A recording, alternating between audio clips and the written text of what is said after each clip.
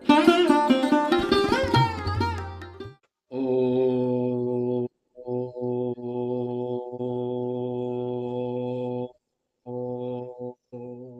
नमः शिवाय।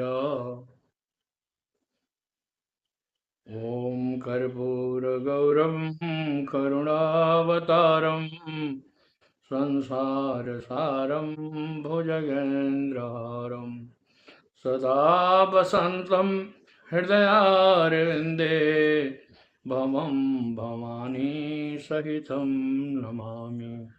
भमं भवानी सहितं नमामि।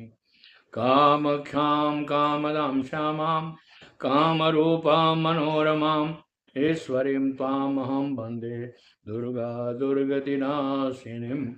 माँ भगवती परम्बा जगदम्बा आप सबों का कल्याण करे, आप सबों को खुश रखे, आप सबों को स्वस्थ रखे और सुपरिवार भी सुसंपन्न रखे। ऐसा है कि मैं बीच में गैप करके बातन वीडियो दे रहा हूँ आजकल, क्योंकि एक अनुष्ठान चल रहा है और माँ भगवती परम्बा जगदम्बा की कृपा से मुझे उम्मीद है, मैं प्रार्थना यही करता हूँ कि आप सब स्वस्थ रहें, सुखी रहें, सुसंपन्न रहें। कल जो है व्यतीत हुआ है नागपंचमी, खास करके आज षष्ठी, इसके बाद सप्तमी आएगा। तो सप्तमी ये सोमवार जो है सो खास करके अष्टमी आएगा सोमवार को, क्योंकि सोमवार को माँ भगवती का भी दिन माना गया है। भगवान शिव का तो श्रावण महीना में है ही है उनकी प्रधानता। इसलिए आप सब चाहें, जो आदमी दरिद्रता से परेशान है, जिसके घर में अशांति है, जिसके घर में पैसा आने के लिए आता है लेकिन रुक नहीं पाता है, लक्ष्मी के लिए जो भी आदमी परेशान है, जिसका सभी काम रुका हुआ है, कोई काम आगे नहीं बढ़ पा रहा है, आप पूरा प्रयास कर रहे हैं, पूरे परिवार में सब लोग शांति से रहना चाहते हैं, क्योंकि काहु न काहु कर सुख दुख दाता, निज कर कर्म भोग संतराता। तुलसीदास जी ने साफ कहा है, कोई किसी को दुख देने वाला नहीं होता है, लेकिन अपने अपने कर्म के हिसाब से हर आदमी को कुछ न कुछ प्राप्त होता है। तो मेरा कहना यह है कि अगर आपके घर में अशांति है, आपके घर, क्योंकि सर्वाभावे अक्षतम समर्पयामि भगवान के लिए कहा जाता है, तो लक्ष्मी के अभाव में घर में कलह होता है। क्योंकि देखिए, खास करके जब आपके जरूरत का काम नहीं होगा, आप जो सोच रहे हैं, बच्चे जो सोच रहे हैं, वो खर्चा नहीं आएगा, तो घर में अशांति होगी। तो इसके लिए क्या है कि घर में जब आपका कोई भी काम नहीं बन पा रहा है, आप देखते हैं कि हम घर से आने के बाद घर में अक्सर क्या है कि दिमाग संकुचित हो जाता है, मैं क्या करूं क्या नहीं करूं। बच्चों को आप सही भी बात कहते हैं तो बुरा लगता है।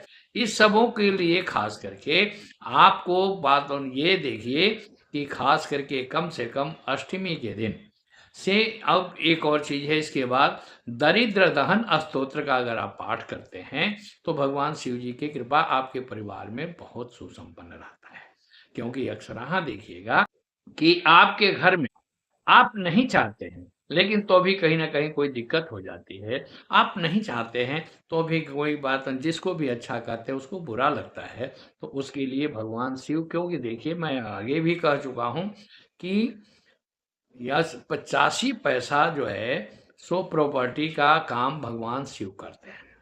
दूसरी बात यह है कि मंगलवार मंगलवार क्योंकि भूमि पुत्र मंगल है, और मंगल का जो है सो इष्ट कौन है, हनुमान जी है, और हनुमान जी का गुरु कौन है, भगवान सूर्य है। तो अक्सर जो आपके परिवार में परेशानी आ रही है, उसका मेन कारण या तो आपका ससुर का श्राप हो सकता है, या आपके पिताजी का विचारधारा नहीं मिलता है, इसलिए हो सकता है। तो पहले पिताजी को प्रसन्न करिए, या रविवार के दिन पिताजी अगर हैं तो उनके चरण में जाइए, उनके चरण में आशीर्वाद लीजिए और कहिए कि हे पिताजी, मेरे हर काम में जो अड़चने आ रही है, आप एक बार रोज सुबह सुबह उनका चरण छूइए और उनसे कुछ न कुछ 100 रुपया, 50 रुपया, 1000 रुपया, जो भी है आपकी व्यवस्था जैसी होती है, उनसे आप यात्रा में जाते हैं, आप किसी काम के लिए जाते हैं, कहीं बयाना देने जाते हैं, कोई ज़मीन लेने जाते हैं, आप एक बार करके देखिए, आपके परिवार में बहुत ही शांति रहेगी। आपके कभी भी काम में, जो भी काम है उसमें अड़चनें नहीं आएगी। आपकी जो है सो जो बिज़नेस में मार खा जाते हैं, बिज़नेस का सही काम नहीं बन पाता है, उसमें आपके जीवन में बहुत बड़ा सुकून मिलेगा, उसमें सफलता मिलेगी। इसलिए मेरा कहना यह है कि आप पिता को प्रसन्न करें, और ख़ास करके हनुमान जी के साथ जैसे हनुमान चालीसा होता है, हनुमान चालीसा के बाद जो है सो आपको हनुमानाष्टक होता है, तो हनुमानाष्टक का पाठ करिए 11 बार 21 बार।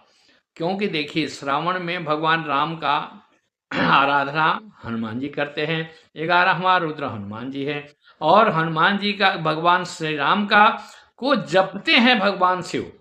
शिव जो है सो उनको भजते हैं, और जो है सो कृष्ण को से श्रद्धा है, कृष्ण को मानते हैं, इसलिए भजन करते हैं तो भगवान राम का ही करते हैं। तो आप अगर इस पर दारिद्र दहन स्तोत्र का पाठ करते हैं तो शिव जी और हनुमान जी और भगवान श्री राम तीनों प्रसन्न होते हैं। क्योंकि देखिए अन्नपूर्णा माँ भगवती सीता है, अन्नपूर्णे सदा पूर्णे शंकर प्राण बल्लभे ज्ञान वैराग्य सिद्ध्यर्थम भिक्षाम देहि च पार्वती। पार्वती माँ भगवती जो है पराम्बा है, क्योंकि शक्ति है, तो माँ भगवती पराम्बा जो है सो अन्नपूर्णा है। और जैसे कि रामावतार में भगवान श्री राम जहाँ सीता जी जंगल में भी गई है, तो वहां पर माँ भगवती पार्वती का भी कृपा उन पर प्राप्त है। क्यों कि एक दूसरे के साथ सब लोग जुड़े हुए हैं, शक्ति सारी बिखरी हुई नहीं है। भगवान कृष्ण है, शिव हैं, राम हैं, ये सब शक्तियां एक है, इसीलिए खास करके शाक्त आंखड़ा बनाया गया।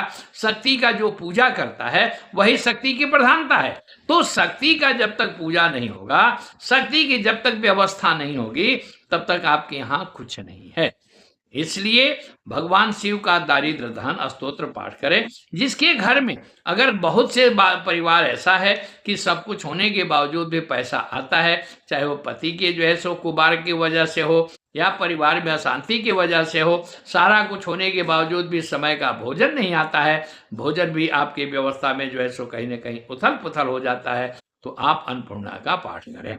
और खास करके इस पीरियड में ये कहा जा सकता है कि जो आदमी व्याधि से, मैं बार बार कहता हूँ कि भगवान शिव तंत्र को उन्होंने क्या किया है कि चाबी कर दिया है, तो जब ताला बंद हो जाएगा तो मकान खुलेगा नहीं।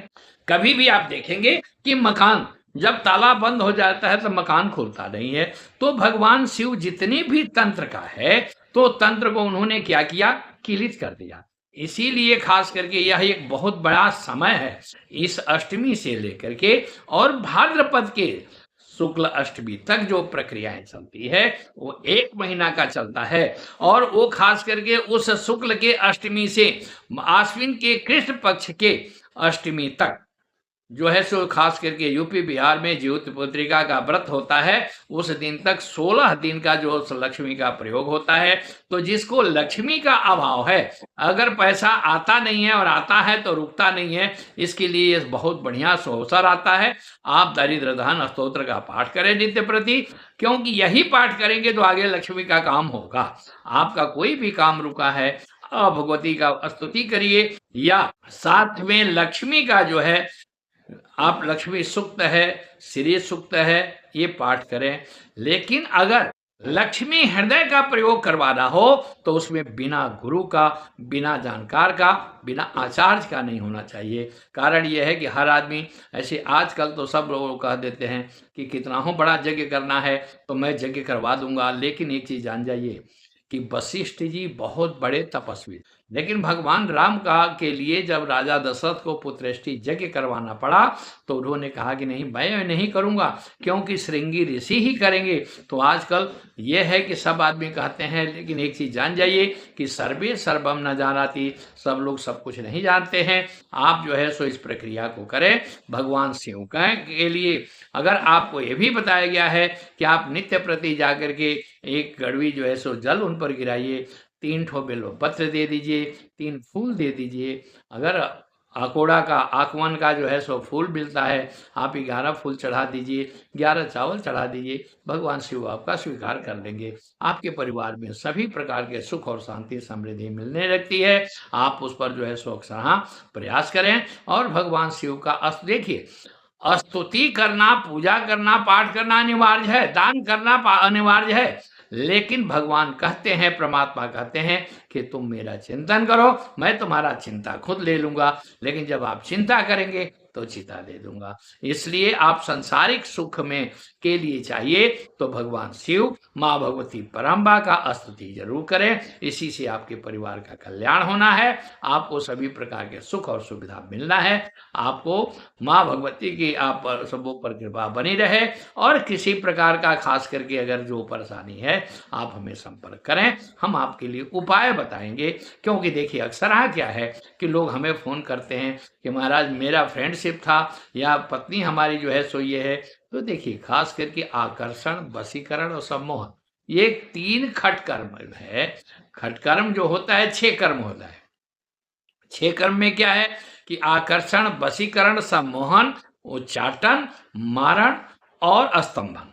तो ये खास करके क्रियाएं जो है सो स्त्री जो है सो जन्मजात 3 चीज लेकर के आती है कि आकर्षण, सम्मोहन और वशीकरण। तो कभी भी आदमी को ये सब करना नहीं चाहिए, अपनी पत्नी के लिए करिए। दुनिया के प्रपंच में पड़ेंगे तो उसका कहीं ना कहीं संतान पर आकर के आफत होती है, इसलिए आपके संतान कहीं बर्बाद के कारण न बने। आपको मैं कहूँगा जितने भी सनातनी है भगवान शिव का आराधना करें, उनका पूजन करें। धन्यवाद। जय माँ भगवती जगदम्बा। आप सबों का कल्याण।